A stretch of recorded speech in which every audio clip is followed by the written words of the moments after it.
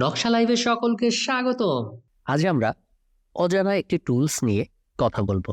তাহলে চলুন শুরু করা যাক।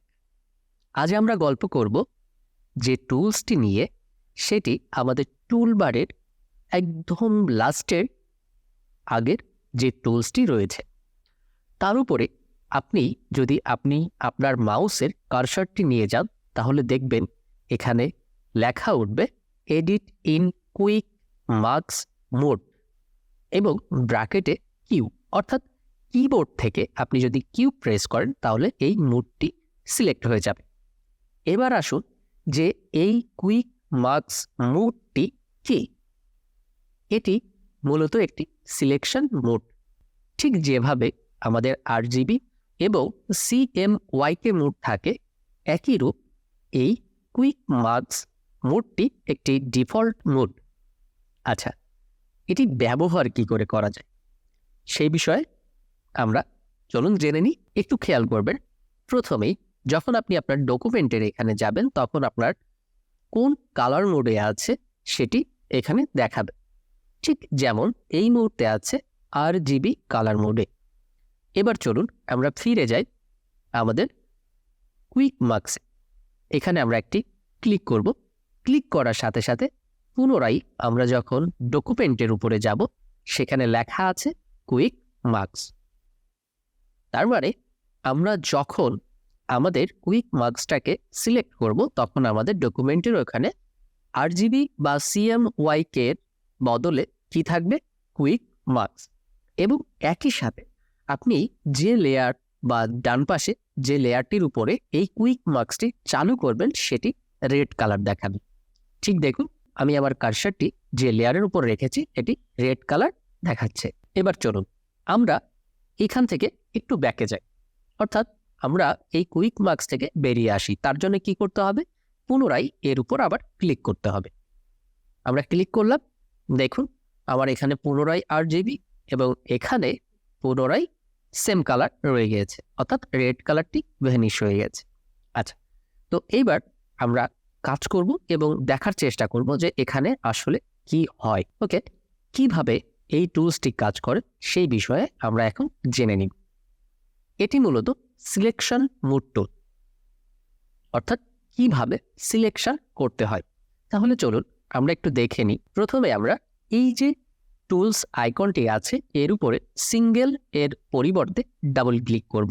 দেখুন এখানে আমার একটি পপ আপ বক্স আসছে, যেখানে প্রথমেই সিলেক্ট করা আছে মার্কড এরিয়া এবং তার নিচে আছে সিলেক্টেড এরিয়া এবং তার নিচে একটি কালার আছে এবং এখানে অপাসিটি 50% আছে।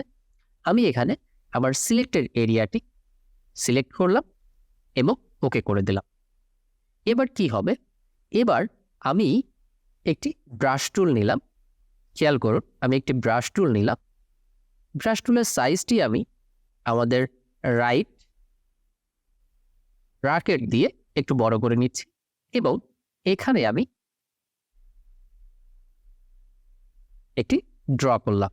আচ্ছা, এখন একটু খেয়াল করে দেখবেন যে এখানে আমার রেড কালার আসছে, কিন্তু আমার এখানে ফিল অর্থাৎ ফোরগ্রাউন্ড কালার অথবা ব্যাকগ্রাউন্ড কালার কোনোটিতেই রেড কালার নেই। তাহলে কেন রেড কালার এখানে আসছে? তার কারণ হচ্ছে আপনি যখন এই মার্কসে ডাবল ক্লিক করেছিলেন তখন আপনি এখানে রেড কালার সিলেক্ট করে দিয়েছিলেন। আরেকটা ব্যাপার, সেটি হলো যখন আপনি এই মার্কসে থেকে যাবেন তখন কি হবে, তখন আপনি শুধুমাত্র গ্রে স্কেলের কালারটি পাবেন। কিভাবে দেখুন, এই যে আমরা এখানে ক্লিক করেছি, আমাদের রেড কালারটি ছিল। আপনি এখান থেকে যে কোনো ধরনের কালার সিলেক্ট করেন না কেন, কিন্তু সেটা গ্রে স্কেলেই দেখাবে। এখানে দেখুন এটা গ্রে স্কেলেই দেখাবে।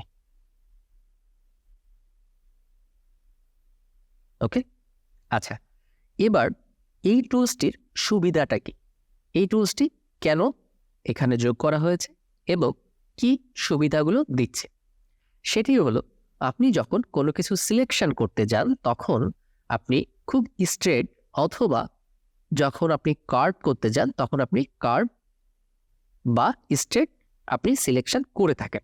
কিন্তু এই টুলসটি দেখুন, এই যে সফট যে জায়গাগুলো আছে সেই জায়গাগুলোকে একদম সফটলি সিলেকশন করবে, এবং শুধু তাই না, যেখানে হার্ড প্রয়োজন সেখানে হার্ডভাবেই সিলেকশনটি করবে।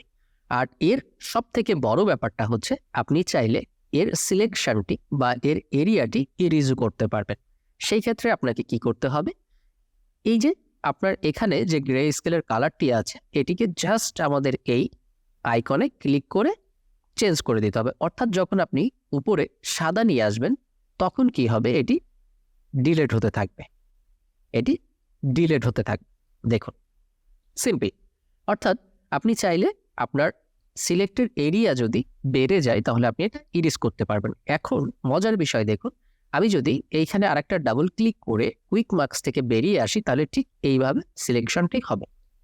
দেখুন, খুবই মজার এবং খুবই ইফেক্টিভ একটি টুলস হলো কুইক মার্কস। আচ্ছা, এই পর্যন্ত আমরা দেখে নিয়েছি। এবার আমরা আরও একবার সহজভাবে দেখে নিই বিষয়টি ভালোভাবে বোঝার জন্য। এবার চলুন আমরা অন্য কোনো একটি শেপ কিভাবে এটিকে ইরেজ করা যায় বা সিলেকশন করা যায় সফট মোড এবং হার্ড মোড দুটিতেই, সেই বিষয়টি একটু বুঝে আসি। অর্থাৎ প্রথমে যে কাজটি আপনাকে করতে হবে, প্রথমে আমাদের এই কুইক মার্কসটিকে সিলেক্ট করতে হবে। আমি একটি ক্লিক করলাম, আমার কুইক মার্কসটি সিলেক্ট রয়েছে। কিভাবে আমি বুঝবো? আমার ডান পাশের লেয়ারটি রেড দেখাচ্ছে এবং উপরে ডকুমেন্টের জায়গায় কুইক মার্কস লেখা আছে। পরবর্তী স্টেপ, এইবার আমি এখান থেকে যে কোনো একটি টুল নিয়ে, যেগুলি দ্বারা শেপ তৈরি করা যায় সেরকম একটি টুল নিলাম। আমি একটা রেক্ট্যাঙ্গুলার সিলেকশন টুল নিলাম, ওকে, এবং এখানে আমি একটা কালার অ্যাপ্লাই করব। আচ্ছা, আমি একটা রেড কালার অ্যাপ্লাই করলাম, ওকে, আমি ডিসিলেক্ট করে দিলাম। এবার আমার এখান থেকে যদি মনে হয় যে এই যে দেখুন এগুলো সব স্ট্রিট লাইন, অর্থাৎ এখানে সিলেকশনটি জাস্ট আমি মাত্র যেটা করেছিলাম তেমনই হবে, কিন্তু আমার এর সাথে একটু সফট সিলেকশনের প্রয়োজন আছে। অথবা আমার মনে হচ্ছে যে এই শেপের কিছু অংশ আমি ইরেজ করে দিব আমার নিজের প্রজেক্টের স্বার্থে। তো আমি কি করব, এখান থেকে আমি ব্রাশ টুলটি সিলেক্ট করলাম, বা আপনারা অন্য যে কোনো টুল সিলেক্ট করতে পারেন। আমি ব্রাশ টুলটি সিলেক্ট করলাম এবং আমার ফোরগ্রাউন্ড কালারটিকে হোয়াইট রাখলাম। এবার আমার প্রয়োজনীয় এরিয়াটি আমি এইখান থেকে মাউসের বাম বাটন ধরে ইরেজ করে দিলাম, এখান থেকে ইরেজ করে দিলাম।